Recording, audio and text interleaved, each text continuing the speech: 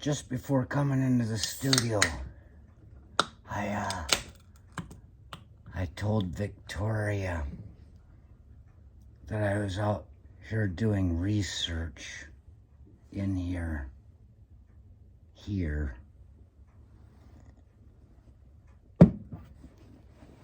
And I told her that I watched the White House Correspondents dinner thing, not the full thing, but the 25 minutes of Roy Wood Jr. And she's seen it, but I just felt like I had to watch it all the way through there, you know. So I watched him because I saw him. He was with the Bob and Tom Live show that would tour every year, probably still does. I've seen it twice. I was in the State Theater in Traverse City. I saw it once. I won tickets on the radio. And then when I was in Kalamazoo, I said, hell with it. I'll go down there and I'll see the show because it seemed like there were some interesting people in it. Yeah. And Roy Wood Jr. was one of them. I'd heard him on the Bob and Tom show, and I found him to be very funny and all this stuff. You know, whatever it takes to say, I'd like to see that guy. Who knows what it is?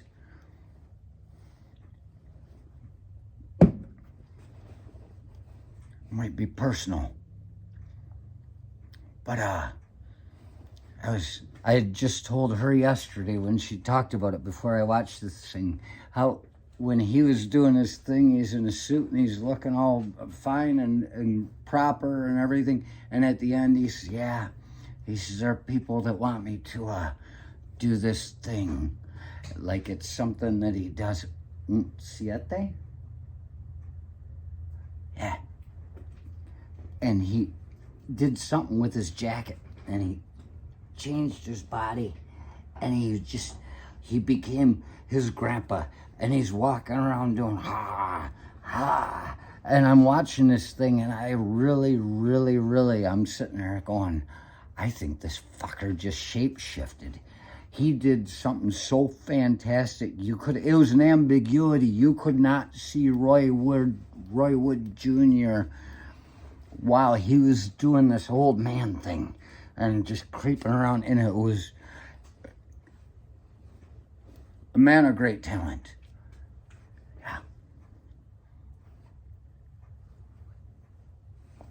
And there he's doing the White House Correspondents dinner and emceeing it, whatever you do. And I can tell you my favorite part, I was telling her this stuff, so I said, I guess I have to go talk about it. My favorite part is not where he attacks people. It's not where he offends people and then fucking jabs them with the truth right afterwards. Oh, that's a hell of a shot. I think I see what you're talking about. My favorite part, see, earlier on he talked about his father being a reporter that had been in Rhodesia, which we know is Zimbabwe, and he was in Vietnam at the front lines, and he was doing, and he makes fun of his dad a little bit.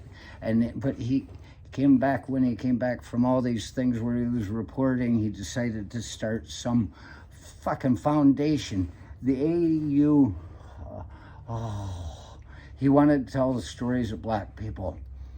You know,